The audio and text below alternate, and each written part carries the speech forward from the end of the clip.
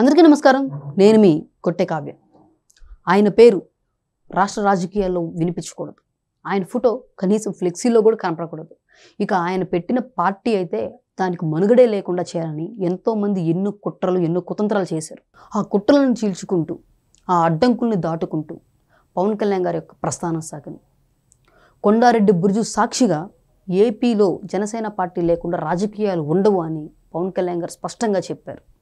అన్నట్లుగానే కూటమి ఏర్పాటు చేయడం నుంచి నేడు ప్రభుత్వం స్థాపించి ఈరోజు పరిపాలన జరుగుతున్నంత వరకు కూడా ప్రతి దాంట్లో డిప్యూటీ సీఎంగా కూడా పరిపాలన తన మార్క్ ఏంటో చూపిస్తూ వస్తున్నారు. అటువంటి పవన్ కళ్యాణ్ గారు చేస్తున్నటువంటి ఆయన పాలన పట్ల ఎంతోమంది ఓర్వలేక కొన్ని దుష్టశక్తులైతే కుళ్ళి ఏడ్చేస్తున్నాయి అన్నమాట. మనం చాలా చూసాం. ఒకడేమో పవన్ కళ్యాణ్ గారు పుట్టినరోజు దగ్గరకు వస్తుంటే ఫ్లెక్సీలు కట్టకూడదని చెప్పి జీవోలు తీసుకొచ్చేస్తాడు.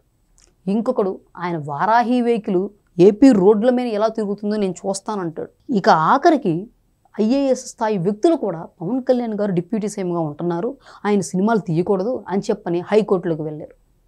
ఇవన్నీ కాదురా బాబు, చివరికి ఎంతగా దిగజారుతున్నారంటే ఇక తాజాగా పవన్ కళ్యాణ్ గారు డిప్యూటీ సీఎం హోదాలో ఉన్నారు కాబట్టి ఆయన యొక్క ఫోటోలు ఏపీలో ఉన్నటువంటి ఎటువంటి ప్రభుత్వ కార్యాలయాల్లో కూడా ఉండకూడదని చెప్పని కొండలరావు అనే ఒక రిటైర్డ్ రైల్వే ఉద్యోగి అయితే ఏపీ హైకోర్టులో పిల్ వేయడం జరిగింది. మరి ఈ పిల్ని స్వీకరించినటువంటి న్యాయస్థానం తాజాగా విచారణ చేపట్టి రాజకీయ కారణాలతో ఇట్లాంటి పనికిరాని పిల్లు వేయకండి, దయచేసి మీరు మీ వయసుకు తగ్గట్టుగా ఏ రామ్కోటో లేకపోతే ఏదైనా మీ కుటుంబ సభ్యులతో కలిసి ఒక మంచి తీర్థయాత్రలు చేసుకుని శేష జీవితం గడపండి అని చెప్పని బుద్ధొచ్చేలాగా మందలించింది. ఇక ఎవరైతే న్యాయవాదులు ఇట్లాంటి కేసులు తీసుకుంటున్నారో వాళ్ళకు కూడా గోబ గుయ్యమనేలాగా సమాజానికి పనికొచ్చే రీతిలో మీరు మంచి కేసులను తీసుకుని మీ యొక్క విలువలను పెంచుకోండి అని చెప్పనైతే మొట్టికాయలేసింది. ఏదేమైనప్పటికీ పవన్ కళ్యాణ్ గారు చేస్తున్నటువంటి మంచిని వీళ్ళెవ్వరూ ఓర్వలేకపోతున్నారు. మరి న్యాయస్థానం ఈరోజు ఇచ్చినటువంటి తీర్పుని చూసి ఇకనైనా ఇటువంటి వ్యక్తులు కావచ్చు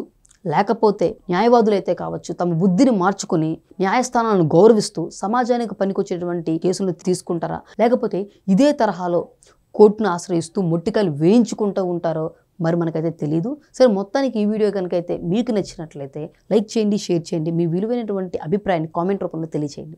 థ్యాంక్ యూ.